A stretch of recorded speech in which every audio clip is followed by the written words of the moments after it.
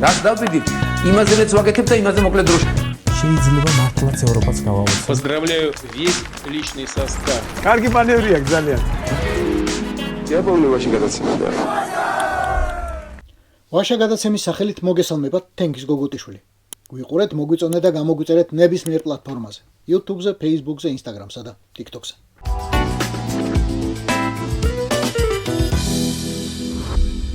პროჭორვილს ძალიან გასაჭირია დგას.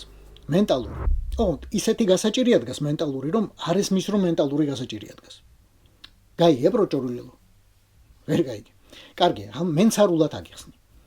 წლების განმავლობაში იზრდებოდი რუსული ფსბ-ს დაწერილი და მისივე ყვითელი პრესის მიერ გავრცელებული მითებით, რომ დონალდ ტრამპი არის კგბ-ს აგენტი კრასნოვი. ჯერ კიდევ 1980-იან წლებში გადაბირებული. ამას კითხულობდი, ისმენდი, იჯერებდი, მე რა სხვას უყვებოდი და იმას აჯერებდი. გაიგე, ტრამპი პუტინის აგენტი ყოფილა. ესე იგი, მაგასთან ჩვენი კაცი მალე დაალაგებს, რადგან ხო ვიცით, რომ ესეც პუტინის კაცია. თუმცა ამაში ერთმანეთს არ ვუწყდებით. ასე სანქციებსაც მოახსნევინებს, ფულსაც დაიბრუნებს და ერთად დაამარცხებენ deep state-ს.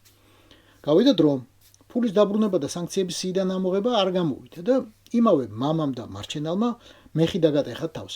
საკუთარ პროპაგანდისტებს დაამუშავებინა თეორია, რომ ტრამპი თავად არის deep state, მთელი თავისი ადმინისტრაციით. და ეგეც დაიჯერეთ. ნუ ახლა შათირიშვილი ხაინდრავა და დოდოშკა ხუცილავა რომ გეუბნებიან, დაიჯერებ, აბა რას იზამ, საწახო. სუსტად მანდ ვერ მივხვდით, რომ ხაფანგში ხართ. ლოგიკურ ხაფანგში.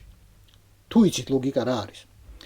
ახლა პროჭორვილელებო თქვენს გლუვტვინებში ტრამპი თან deep state-ია, თან პუტინის დავალებების შემსრულებელი აგენტი.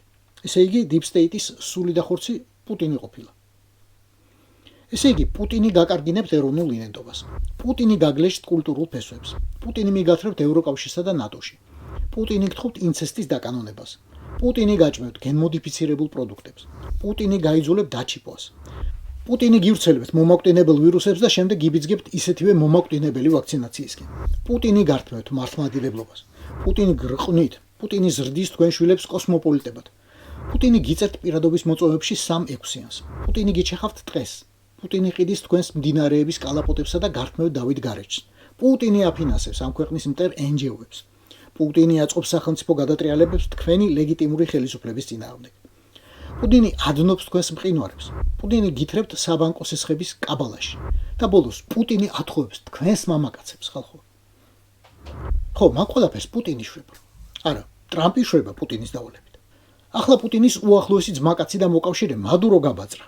ასევე პუტინის დავალებით. და მე სხვა ძმაკაცებს ემუქრება. კუბაში, ირანში თუ სხვაგან. ტრამპმა პუტინის დავალებით დააპატიმრა 2 რუსული ტანკერი და ახლა სხვებს მისდევს. ოჩახ, აგენტო კრასნოვ. აი, ეგრე გააგრძელე. ხოცკი ძალიან არ მოსწონს რას წაკეთებ, მაგრამ რა კი იცის, რომ შენც პუტინის კაცი ხარ. გონია რომ ვენესუელასაც მხოლოდ თვალის ასახვევად უტევ. ირანსაც, ჩინეთსაც, ბრიკსაც და იემენსაც. სინამდვილეში კი ამერიკის პრეზიდენტი მხოლოდ იმიტომ გახდი, რომ რუსეთს ჩააბარო მთელი ევროპა, ნახევარი აზია და ალასკა.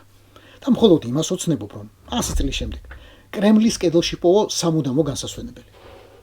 შენი ანალიტიკური უნარებისა იყოს, პროჭორვილელო.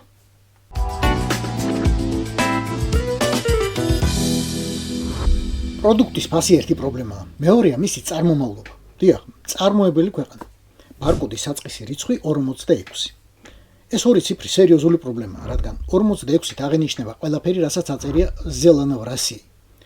2025 წლის პირველ 9 თვეში საქართველოს რუსეთისგან $19.5 მილიონი შოკოლადი შეისყიდა. 12 თვის ჯამით ალბათ შობისა და ახალ წლის გათვალისწინებით 25 მილიონსაც აარტყამდა და მეცაც. მარტივად შეგეძლიათ ამის გამოტვლა.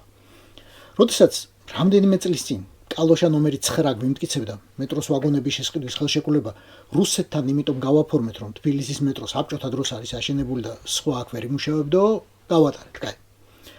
იმავე კალოშა ნომერმა 9 მეტროს ადგურების რეაბილიტაციის კონტრაქტი მერე შარშან ბელარუსულ კომპანიას რომ გაუფორმა, ეგეც გავატარეთ, კაი. მეტრო საბჭოთა დროინდელია და რუსეთის და ბელარუსის გარდა ვერავინ ვერ იზამს. მაგრამ დარწმუნებულები ხართ, რომ რუსის გარდა არ შოკოლადის კეთება იცის ვინმე.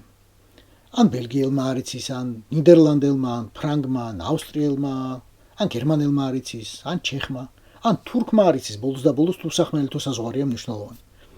აი, რაღა რუსეთი დედა მოხნოლო, რაღა რუსეთი. Пробую все новогодние вкусы России, щедрая душа, золотая коллекция. Основная причина, почему я их купила, это то, что они с градусами. ასლან აბაშძისა რომელიმე სხვა ფაბრიკაში წარმოებული შოკოლადი რომ არ ხეთქო, სხვას ვერ ინელებ. თუ ამას ბავშვობის გემო აქვს. და ცოტა სისხლის გემოც ხომ ადაყვება. შენივე სისხლის. 80-იანი წლების შემდეგ რომ გაღვრევინეს თბილისში, გორში, აფხაზეთში ან სამაჩაბლოში. უკრაინელების სისხლის გემო არა აქვს.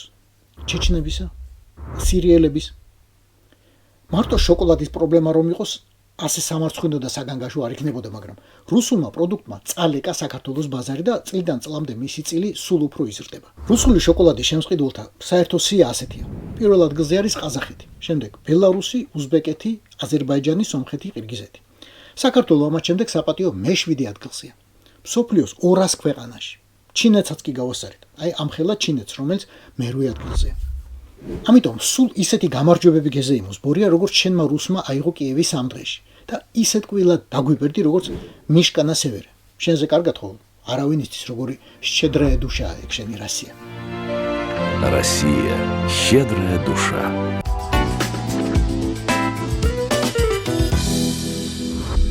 მე ახლა ფოტოს გაჩვენებ და თქვენ მითხარით, რას აკეთებს ეს ორი 8 წელმოსილი ერისკაცი.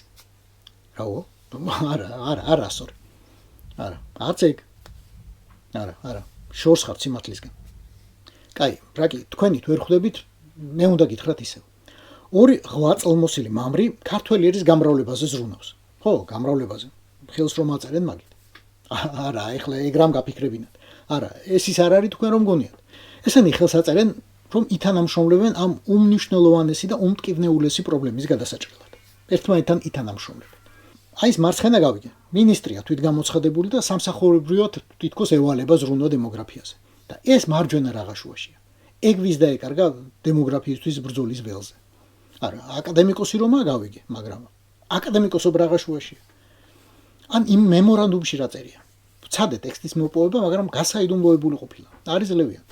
განსაკუთრებით მაინტერესებდა მომავალ დემოგრაფიულ აფეთქებაში გათვალისწინებულია თუ არა ის არაბული ქალაქები ბორია რუსი რომ აშენებს თბილისის გარშემო.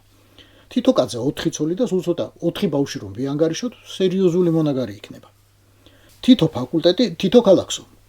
როგორც ხვდები, დემოგრაფიის ფაკულტეტი თბილისში რჩება. და ხელმომწერი ვაჟების სერიოზული სახეები თუ იმჟელებთ, ამათ უკვე რაღაც აქვს ჩაფიქრებული. იციან როგორ გადავრჩეთ. დემოგრაფიული კრიზისი ნამდვილად არის ქვეყანაში. არც ერთი სპერმის უჯრედი და არც ერთი კვერცხუჯრედი არა ახლა დასაკარგი. ოღონდ გაფრთხილდით. არც ერთი საშვილოსნოს მოცდენა არ შეიძლება რაღაც საეჭვო პოლიტიკური შეხედულებების ადამიანთან გამრავლებაზე. ეგენი დახვეწილი კულტურებია ხალხო. მერე რომ გაიზრდებიან დემოკრატიასა და ადამიანის უფლებებს ითხოვენ ხოლმე. ჩვენ ახლა რაოდენობა გვჭირდება სწრაფად. ამიტომ სარეველა უნდა მოამრავლოთ. სარეველა კი ნებისმიერ პირობებთან ადაპტირებული მხოლოდ ქოცია. სადაც გინდა გადარგე, სადაც გინდა გადმორგე, ქოცადვე დარჩება. განსაკუთრებულ მოვლას არ საჭიროებს. ნიადაგში მხოლოდ ცოტა ნაკელს თუ შეიტან იდეალური იქნება. ძღნერი უყვართ. ძღნერზე ყველაზე კარგად იზრდება ქოცი.